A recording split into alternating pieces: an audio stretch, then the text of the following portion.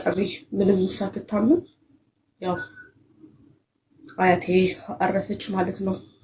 እንደዚህ አብረን ቁጭ ብለን አውርተን ነው በደቂቃ ሽንት ቤት ገብቼ እስከወጣ ነው ሰው የተቀመጠችበት ሶፋ ላይ አርፋ የጠበቀችኝ ማለት ነው። እነዚህም ቪዲዮዎች ላይ እናያቸው የነበሩት ጉዳዮች ሆኑ አንዳንድ መከፋቶች፣ አንዳንድ ማዘኖች፣ በጣም ደግሞ አልፎ አልፎ ተስፋ መቁረጥ ስሜት ምናምን እንመለከታለን እና ሳምሪ እህታችን ኦርቶዶክስ እህታችን ሆና የቅዱስ ገብርኤል የመልአኩ ወዳጅ ሆና የገብርኤል ልጅ ሆና ምንድን ነው የተፈጠረው የሚለውን ነገር እስቲ ቴክ ዩ ታይም የምትፈልጊውን ያክል ደቂቃ ውሰጂና ንገሪ። ያው ታሪኬ የሚነገር አይደለም ማለት ደህና ታሪክ አይደለም፣ ግን የሚሰማኝ ሰው የመጀመሪያ ጊዜ ስለሆነ ከመጀመሪያው ጀምሬ ይናገራለሁኝና ሳምራዊት እባላለሁኝ። ተወልጄ ያደግኩት 4 ኪሎ ነው። ያደግኩት አያቶቼ ጋር ነው፣ ግን ያው እስከ 10ዎቹ እድሜ ድረስ የምጠራው በአያቶቼ ስም ስለነበር ያው እናትና አባት እንዳለኝ አላውቅም ነበር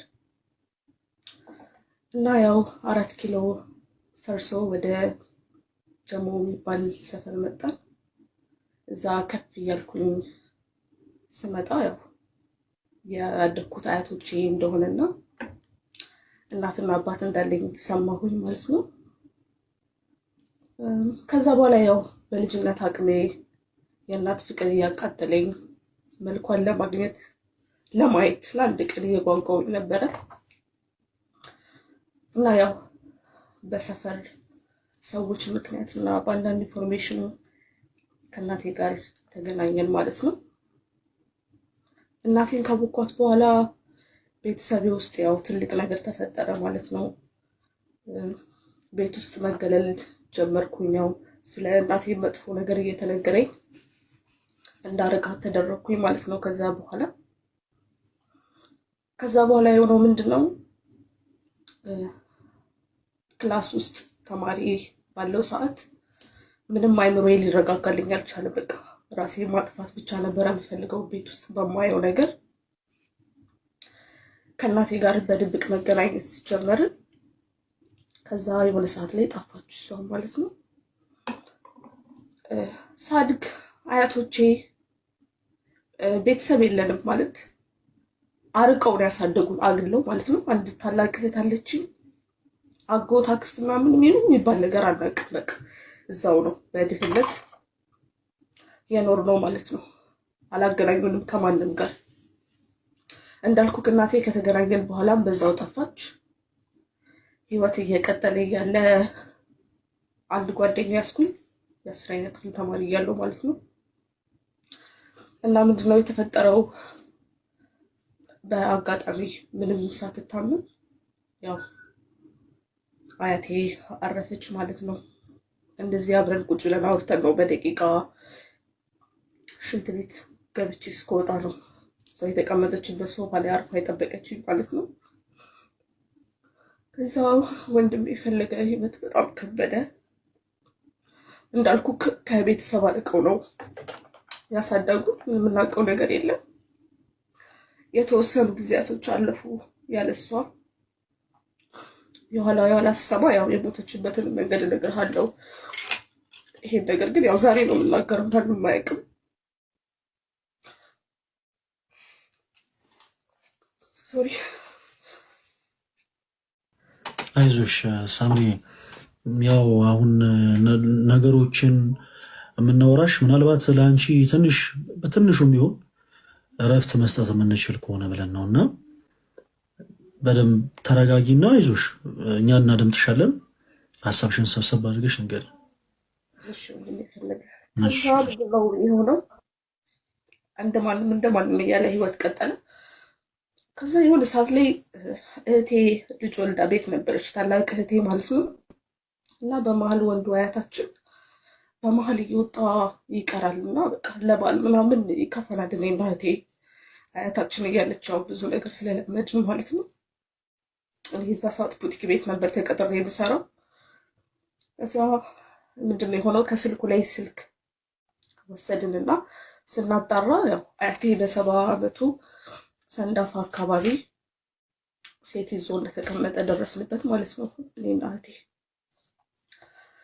በሱም አላበቃም። በላያችን ላይ የምንኖርበት ኮንዶሚኒየም ቤት ያው ቀብድ ተቀብለዋል። እኛ ምንም የምናውቀው ነገር የለም። ከዛ በመሀል እየኖርን እያለ እቃ በመሀል እየወጡ ይሸጣሉ ምናምን እሱና አንድ ልጁ። ከዛ የሆነ ሰዓት ላይ እንደዚህ እያለ በቀጠለበት ጊዜ አንድ ቀን ማታ ከ3 ሰዓት ነው ከስራ እየመጣሁኝ በጣም ደክሞኛል እና በቃ ያው ጭንቅላቴ ውስጥ የነበረው ቤት ገብቼ ያው እራት በልቼ ከእህቴ ጋር እጫወታለሁ የሚል ነበር። እና የዛ ቀን ምንድን ነው የገጠመኝ ነገር፣ ስገባ ልክ ከስራ ወደ ቤት በምመለስበት ሰዓት በር ተዘግቷል። ጎረቤት ጋር ቁልፍ ካለ ስጠይቅ ያው እህቴም የልጁ አባት ጋር ቤቱን የገዛው ሰው ከዛሬ ጀምሮ ቆልፎት እንደሄደ እና ልብሴንም ኮሚናል ማለት የኮንዶሚኒየም ጋራ መጠቀሚያ ውስጥ እዛ እንደተቀመጠ ነገሩኝ። ያው እንዳልኩ ያን ያህል የሚቀርበው ዘመድ ነበረኝም እና ያቺ ማታ ለኔ ከባድ ነበረች። ብዙ ነገር የለመድኩበት ቤት ነበር። ሁለተኛው ሀያት የሞተችበት ቀን ነበር ያ ቀን። ሰው ከኛ ብሎክ 4 ብሎክ አልፎ አንዲት እዛ እንደተቀመጠ ነገሩኝ። ያው እንዳልኩ ያን ያህል የሚቀርበው ዘመድ ነበረኝም እና ያቺ ማታ ለኔ ከባድ ነበረች።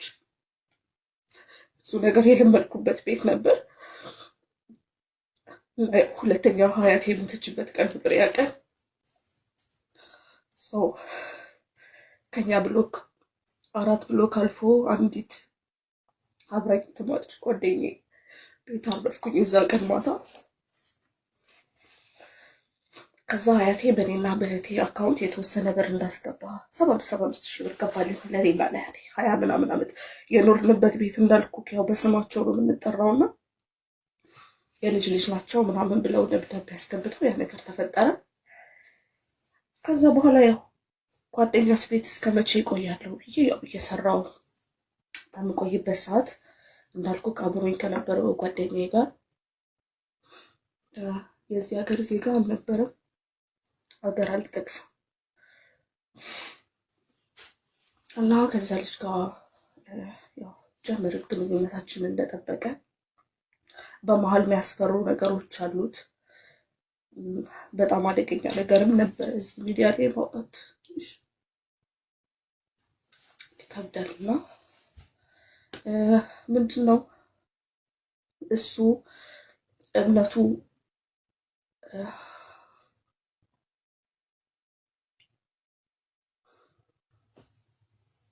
ክርስቲያንም አይደለም፣ ፕሮቴስታንትም አይደለም፣ እስልምና ተከታይም አይደለም። ምንድን ነው የጥልቁ ጨለማ ወይም 666 ኢሉሚናቲ የምንለው አባል ነበር ማለት ነው። እና ያው ከዛ በኋላ የውጭ ፕሮሰስ ለኔ ጀመረልኝ ምናምን አማራጭ ስላልነበረኝ ከኔም አልፌ ያው ፈጣሪን ለመካድ ተገደድኩኝ ማለት ነው። እና ያም በሚሆንበት ጊዜ እኔ ጥልቅ ብዬ አይደለም የገባሁት። ያው እሱ የሚለኝን ነገር ብቻ ነበር የምስማማ የነበረው። ከዛ ሰርተፊኬት ምናምን አሰርቶልኝ ምናምን በቃ ሙሉ ነገር ጨርሶልኛል። ሰርተፊኬት ማለት እዚህ አባል ውስጥ ስትገባ የሚሰጥ ሰርተፊኬት አለ።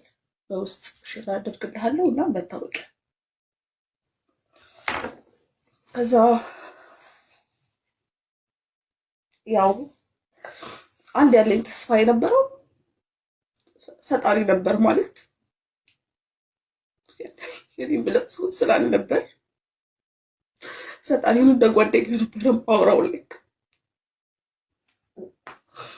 አበቃ። በዚህ ምክንያት ከፈጣሪ ጋር ተራራኩኝ። የሆነ ነገር ሲፈጠር ራሱ በቃ አሁን ላይ እንዴት ነው ጸሎት ለማድረግ ራሱ በቃ በጣም ነው የሚደብረኝ። እሳቀቃለሁ ምስለ ስዕል ራሱ ለማየት ማለት ነው። እና ከዚህ አባል ውስጥ እኔ በማላቅበት መንገድ ነው ሰርተፊኬት ሆና በተሰርቶ የጠበቀኝ። እንግዲህ ያስገድደኝ ነበር። አንድ አይንሽን ሸፍነሽ ፎቶ መነሳት አለብሽ ምናምን ይለኝ ነበር፣ ያነሳኝ ነበር።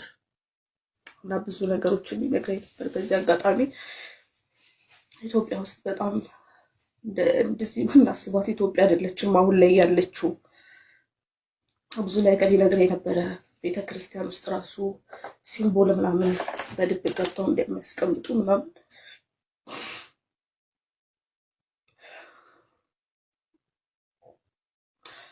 ከዛ ከሱ ጋር የመጨረሻችን የሆነው ምንድን ነው? በመሀል አብረን እያለን እርግዝና ተፈጠረ ከሱ ጋር። ከዛ ልክ እርግዝናው ልክ 6 ወር እንደሆነ ምንድን ነው ያደረገው? የእኔ ልጅ ተገበረ ማለት ነው። በምንድን ነው የሚገበረው? የሆነ በማላውቀው መንገድ መልኩ መርፌ ወቅተው ጉድቻ እንዲፈጠር ካደረጉ በኋላ ደሙን ነው ማለት ነው የሚገብሩት። ካወኩኝ በኋላ ከነበረበት አካባቢም ጠፋሁኝ። ሌላ ሀገር በአጋጣሚ መጣሁኝ እና እዚህ ስቅ ብዬ እየሰራሁኝ ነው። ግን አሁን ላይ የምኖረው ምንድን ነው? እንዴት ነው?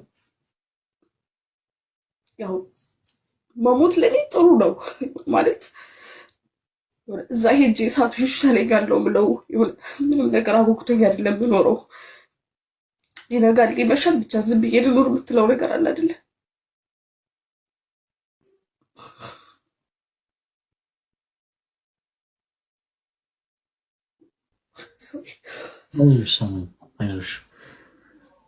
ከባድ ነው ማለት ከሰው ጋር ብትጣላ ሰው ያስታርቃል። ከራስ ጋር እንደመጣላት በጣም ከባድ ፈተና የለም። የሆነ ስፔሻሊ የሆነ እንዴት ነው የሆነ ነገር አስተካክላለሁ ብለህ ሙሉ ነገርህን ነው ዳሜጅ የምታደርገው። በዛ ላይ ይሄ ሁሉ ነገር ሲከተለኝ የነበረው በጣም ወጣት ነው ይሄ ሁሉ ነገር ለመቀበል እና ደግሞ ሞር ይሄ ሁሉ ነገር ሲፈጠር በጣም የሚረብሸኝ ምንድን ነው እናትና አባት እያለኝ ሰው እናቴ አጋጣሚ በዚህ አጋጣሚ ያለች አባቴም እንደዛው። እናቴ ያው ትዳር አላት ግን ያው አሁን ላገባችው ትዳር ልጅ እንዳላት አልተናገረችም። አባቴም እንደዛው በሱ አባት ስም ስለምንጠራ ያው እህቶቼ ናቸው ብሎ ነው ለባለቤቱ ምናምን የሚናገረውና ይህ ሁሉ ነገር ሲፈጠር ማንም ከጎን ያልነበረ እያሉ እንደሌሉ አንዳንዴ ፋሚሊ ሞቶብኛል ማለት ይሻላል። አንድ አክስት ናት ያለችኝ። ግን ያው ይሄ ሁሉ ነገር ዛሬ ለእናንተ ነው የተነፈስኩትኝና ከራሴ ጋር ተጣልቼ ነው ያለሁት። እያንዳንዷ ቀን፣ እያንዳንዷ ሌሊት፣ እያንዳንዷ ሰዓት ለኔ በጣም ከባድ ነች። እውነት የሆነ እንቅልፍ ራሱ ከተኛ የሆነ ብዙ በጣም ረጅም ጊዜ አልፎኛል።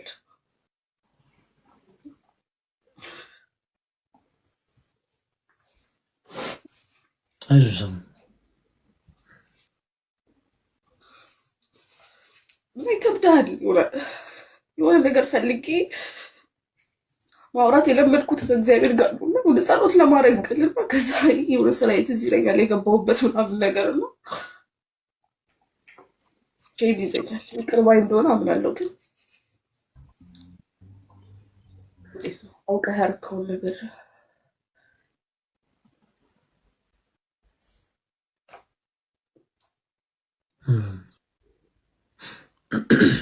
now ላይ that's normal ኖርኩ አልኖርኩ ግድ ሰጥቶኝ አይደለም የምኖረው።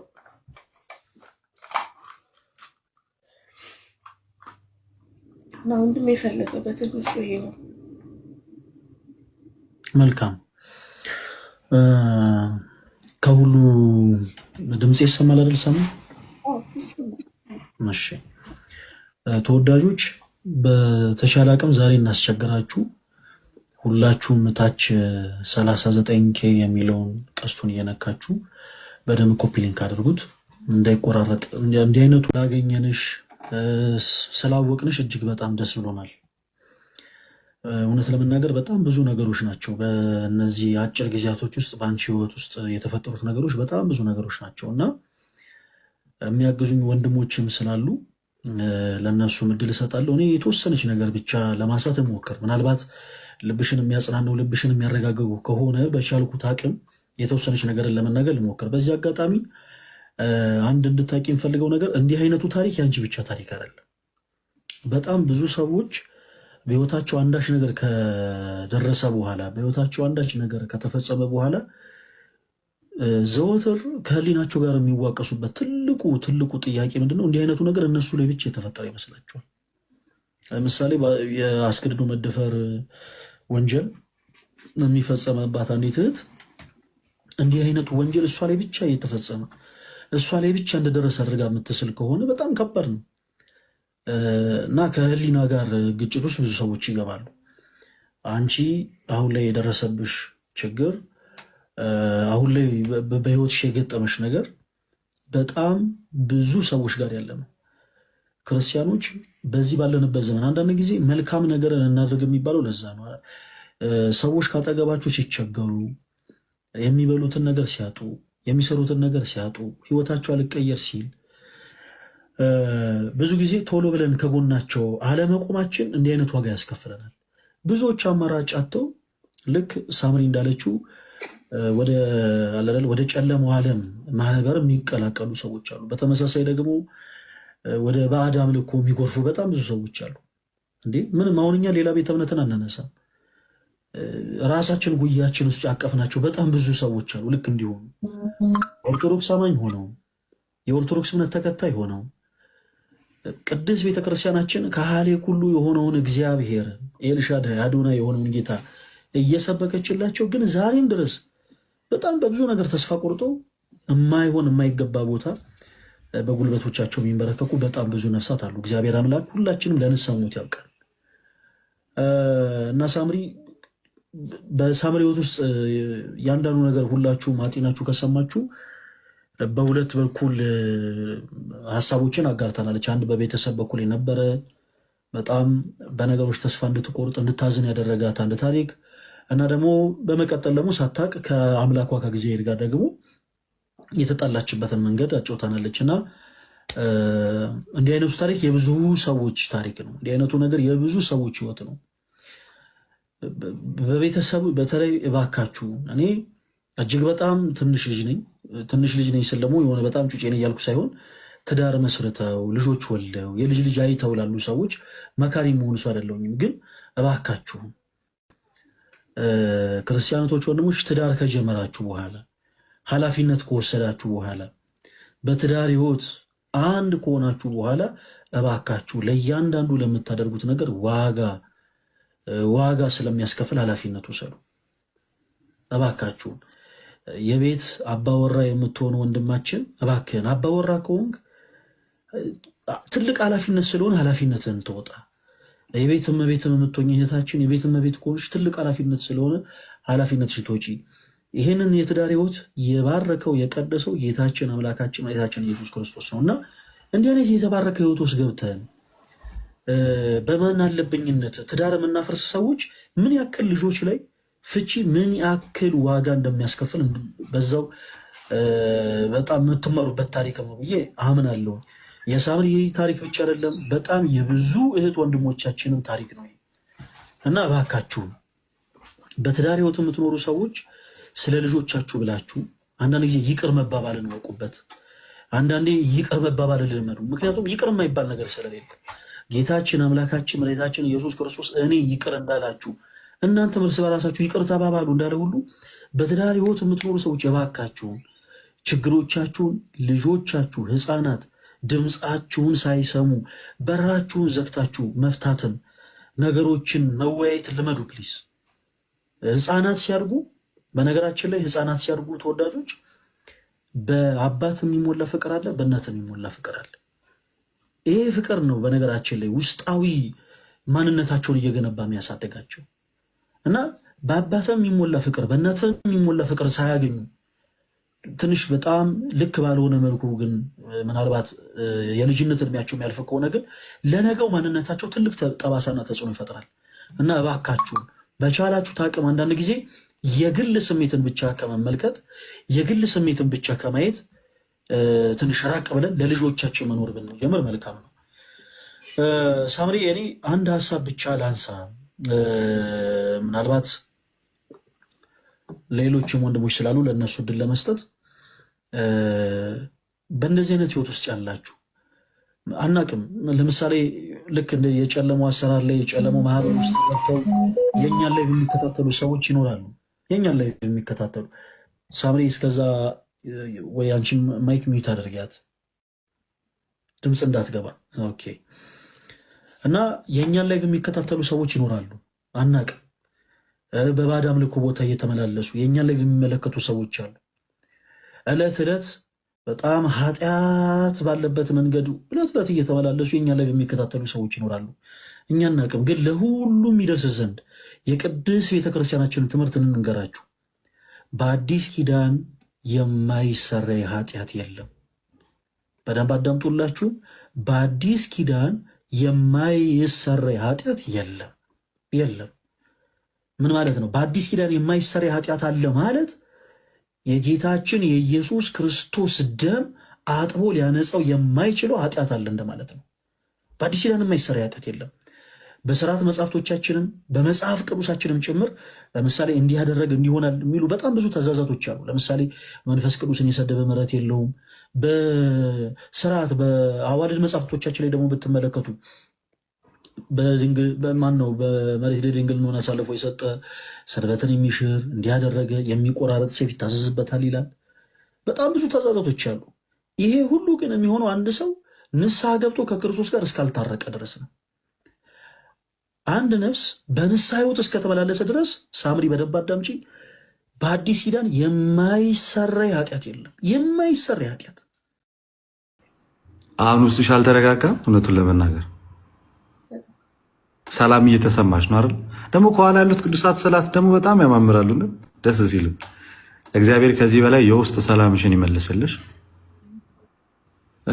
ዛሬ እኔ በዚህ ጉባኤ ላይ ባልገኝ ኖሮ ፈለገ ጭራሽ ከቤተክርስቲያን ነበር ምቶች የሚያደርገው። እግዚአብሔር ወዶ ፈቅዶ በማዕከላችሁ ተገኘ። ወንድማችን ሳምሪ፣ በዚህ አጋጣሚ የመዳን ቀን ዛሬ ማለት ልክ እንደዚህ አሁን አላደለ ከመንፈሴ ስርዓት ወጣ ያሉ ሰዎችን ስታይ አሁን እንደ ልደት ትንሽ መንፈስ ቅዱስ የራቃቸው ምንም ክርስቶስን የማይሸጡ ሰዎች ሲያጋጥሙሽ የሚያደርጉትን አያውቁምና ይቅር በላቸው የሚባል ጸሎት አለ እና ጸልይላቸው። እውነት እኮ ነው ይመስላል ልጅቷ። እግዚአብሔር በሚያውቀው ግን ዲያቆንዬ የመዳን ቀን ዛሬ ነው ለአንተም ቢሆን እና የምር ደስ ብሎኛል። እንኳን ከነዚህ አይነት ጭንቀት ከዛ አይነት ሁሉ መረበሽ ወጥተሽ አሁን እንደዚህ ነጠላ አድርገሽ እነዛን ቪዲዮዎቹንም አጠፋችኋለሁ ብለሽ ከአይደለም ከስልኬ ከአይምሮ አጠፋችኋለሁ ማለትሽም በጣም ነው የወደድኩት። ከዚህ በላይ መንፈስ ቅዱስ ደግሞ ይርዳሽ፣ ያጽናሽ፣ አበርታሽ። ዝማሬ ስሚ፣ እንደዚህ የሚያጽናኑ ጉልበት የሚሆኑ መዝሙሮች አሉና በዚህ አጋጣሚ ይቅር ስላልከኝ ነው የእኔ መቆም የሚለው መዝሙር ቢከፈትልን ደግሞ የአቤል መዝሙር እጅግ በጣም በጣም በጣም አሪፍ ነበረ። ዲያቆን አንተ የምትከፍተው ቤቱ ለስላሴ ወይ አታገባ ወይ አትድረኝ አላቅም ብቻ ስንት ጊዜ ስትም እና ያን መዝሙር እንስማ። እዝራዬ እንኳን ደህና መጣ፣ ቶኒ እንኳን ደህና መጣ። ሄሉና ተሜን ግን አግኝቻቸዋለሁ። ኦኬ እሺ፣ እናመሰግናለን። ትሻ ሳምሪ፣ መናገር የምትፈልጊው ነገር ካለ ለአንቺም ደግሞ ደለነስትሽ ምን አለ መሰለህ ወንድሜ የፈለገ ያው የተነፈስኩት ዛሬ ነው። ከዚህ በፊት እንደዚህ ያወራሁት ሰው የለም። ያው አብዛኛው ሰው መርጦ ስለሚሰማ ሰዎች መስማት የሚፈልጉትን ብቻ ነው የሚሰሙት። ስለዚህ ለማንም አውርቼ አላውቅም ነበርና ደስ ብሎኛል። በጣም ብዙ ነገር አስብ ነበረ ከዚህ በፊት አንዳንዴ ፎቅ ጫፍ ላይ ወጥቼ የተመለስኩበት ጊዜ አለ። እዚህ እጄ ላይ ታቶ አለ። ይሄን ታቶ የተሰራሁት ዱርዬ ሆኜ ሳይሆን ራሴን ለማጥፋት ብዙ ጊዜ ደጋግሜ ያለው እጄ ላይ እና እሱን ከበር ለማድረግ ነው ታቶ የተሰራሁት። ጸጸቴ እየበዛ የመጣው ካጠፋው በኋላ ያደረገልኝም ስለበዛ ነው። በጣም ማለት ነው አይገባኝም በሚል ስላጣዋቸው ነገሮች አላዝንም። ትንሽ በጣም አይምሮዬን እየረበሸኝ የነበረው ያው ከፈጣሪ ጋር ያለኝ ነገር ነበረ። አሁን ግን ያው ከእግዚአብሔር በታች እናንተንም በጣም አመሰግናለሁና ከእግዚአብሔር ጋር ሳልታረቅ ከእሱ ጋር ሳልስማማ አልሞትም። አጨብጭባታ እንቅልፎች ዶታ በጣም ደስ ይላል። አሁን ነበር እልል ማለት የለም እንጂ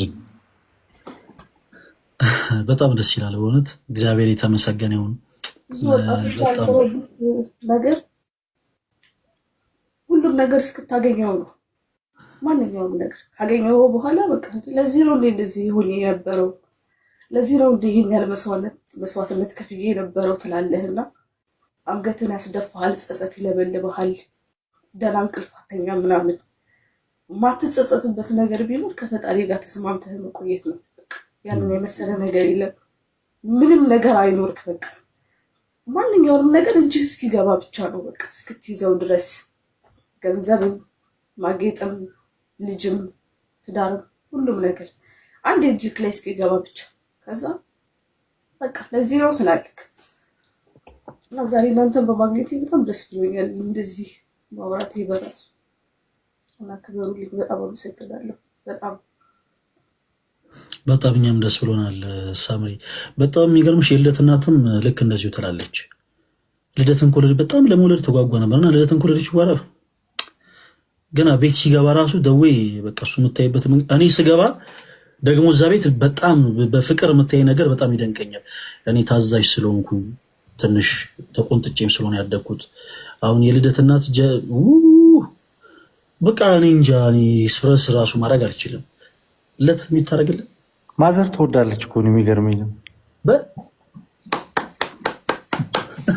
ስልኩን ካልሰጠኝ ምናምን አለችኝና በቀደም በእኔ በኩል መልእክቱ ይደርስሻል፣ ሰሞኑን የጥሞና ጊዜ ላይ ነው፣ ከንስሐ አባቱ ጋር ከገዳም እንደወጣ ይደውልሻል ብያ ነበር፣ ግን አልደወልክላት።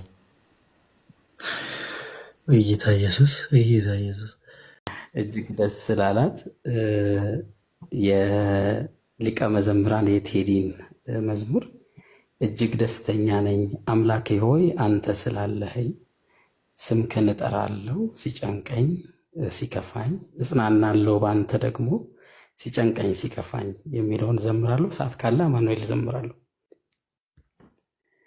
አለ በደንብ ስላሴ ዘምራለሁ። እጅግ ደስተኛ ነኝ አምላኬ ሆይ አንተ ስላለኸኝ፣ እጅግ ደስተኛ ነኝ ጌታዬ ሆይ አንተ ስላለኸኝ፣ ስምህን እጠራለሁ ሲጨንቀኝ ሲከፋኝ፣ እጽናናለሁ ባንተ ሲጨንቀኝ ሲከፋኝ፣ እጅግ ደስተኛ ነኝ አምላኬ ሆይ አንተ ስላለኸኝ፣ እጅግ ደስተኛ ነኝ ጌታዬ ሆይ አንተ ስላለኸኝ፣ ስምህን እጠራለሁ ሲጨንቀኝ ሲከፋኝ፣ እጽናናለሁ ባንተ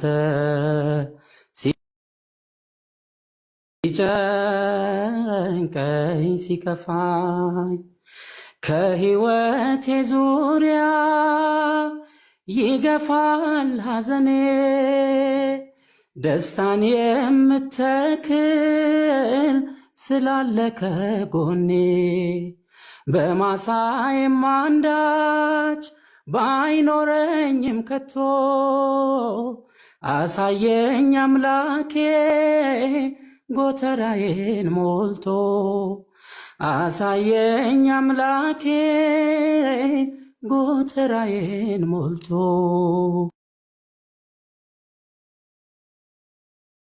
ሆይ አንተ ስላለኸኝ፣ እጅግ ደስተኛ ነኝ ጌታዬ ሆይ አንተ ስላለኸኝ ስምህን እጠራለሁ።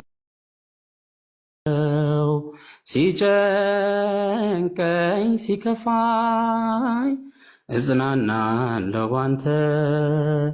ሲጨንቀኝ ሲከፋኝ እርሱ ነው ጌታዬ ጸጋን ያለበሰኝ የወዜን እንጀራ ቀድሶ የሰጠኝ በረሃውን ምድር ዓለም ልሞ ያድራል። እረኛዬ ለኔ ብዙ ታምር ሰርቷል። እረኛዬ ለኔ ብዙ ታምር ሰርቷል። እጅግ ደስተኛ ነኝ አምላኬ ሆይ አንተ ስላለኸኝ።